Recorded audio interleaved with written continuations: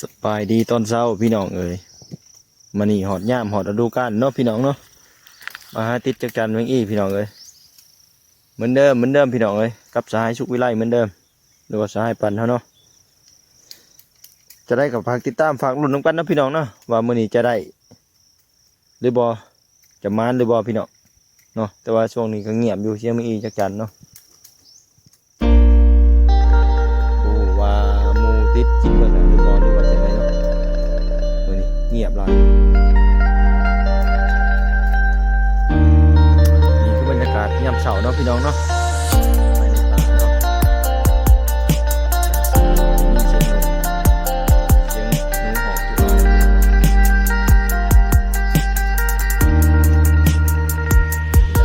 เข้าหน้าเวลาหากินตามภูผาป่าดง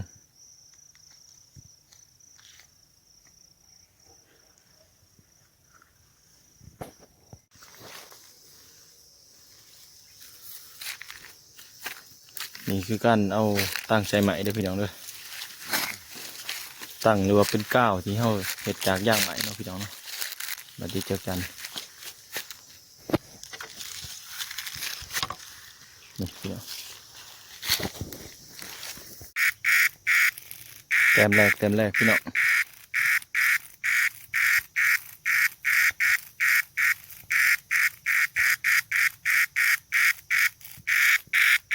เนาะมาอยู่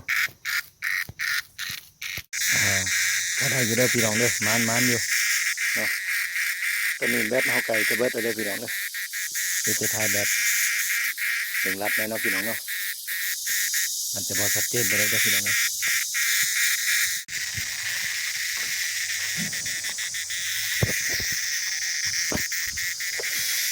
พี่น้องเนาะโอนพี่น้องมาโอนทุกอย่าง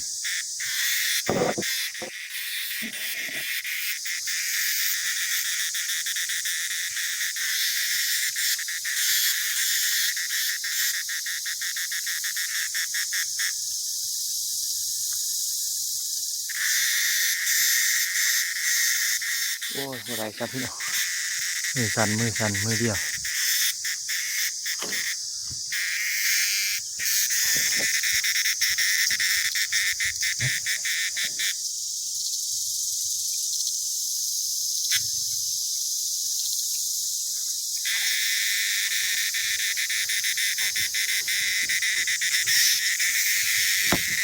ไปแล้วพี่น้องก็คือขาดไป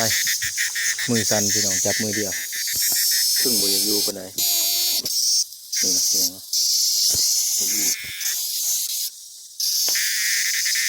นะพี่น้องเนาะเนาะพี่น้องเนาะเนาะพี่น้องนี่พี่น้องเลยนานอยู่อาจจะทายยากนะพี่น้องเนาะจับกล่องเองถ่ายเองใส่จะออนแน่กันมือจะสั่นพี่น้อง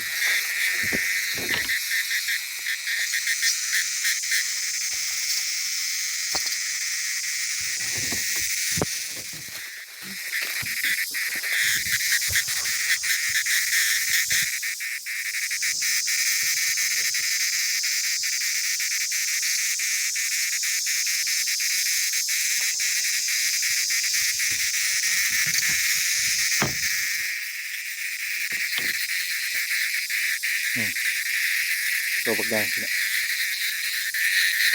กระไรจะฝากพี่น้องติดตามชมติดตามเชื่อแล้วพี่น้องเนาะฝากคนไลค์ก็แชร์ของเราเนาะไปยังไงพี่น้องเนาะเดี๋ยวก็มีคลิปมวนๆนุกมาให้เบิ่งเนาะ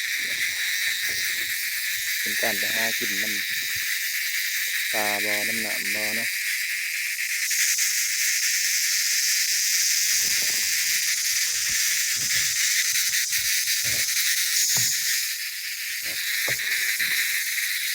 ปลาปลาดงนี่ต่างๆเนาะ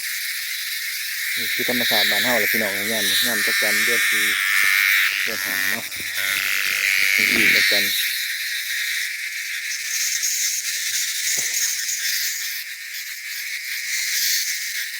กระสีประมาณนี้หรือว่าแบบนี้แหละพี่น้องเลย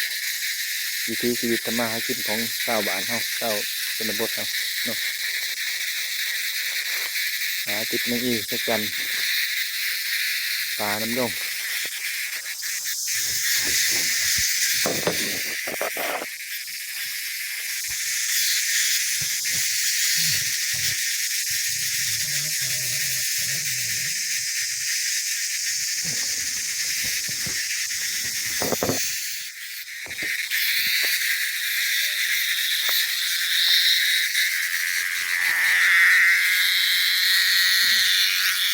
ได้น้ำเยอะ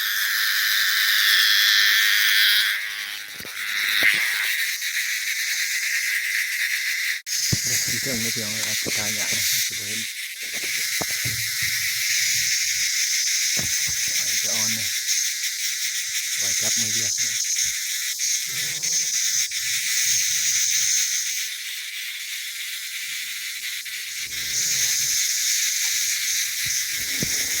ต้องโตขึ้นยิบไปตัวนึง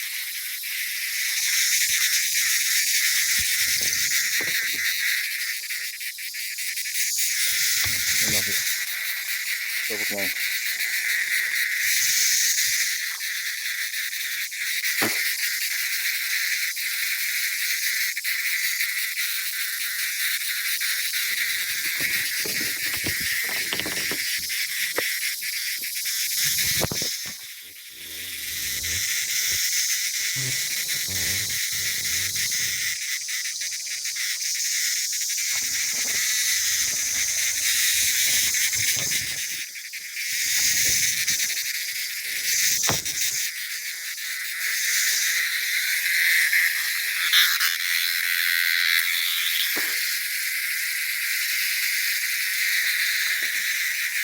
นี่แหละถามธรรมชาติบ้านเฮาพี่น้องเลยเนาะแต่สิประมาณนี้แหละฮะอยู่หากินกันป่ากันดงตอนนี้แย่ก็ไปกระจายทุกวิไลเนาะโอ้ว่าใช้ทุกวิไลต้องหาใช้เลยพี่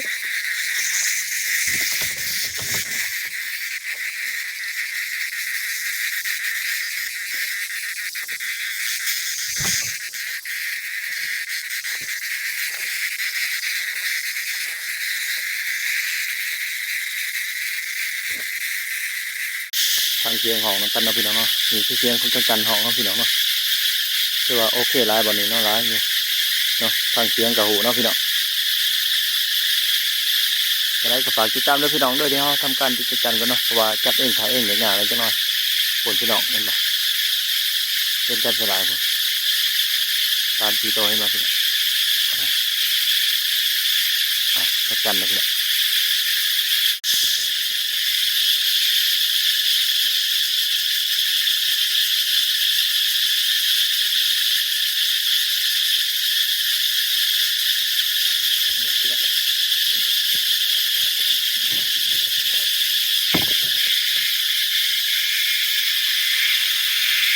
ประมาณ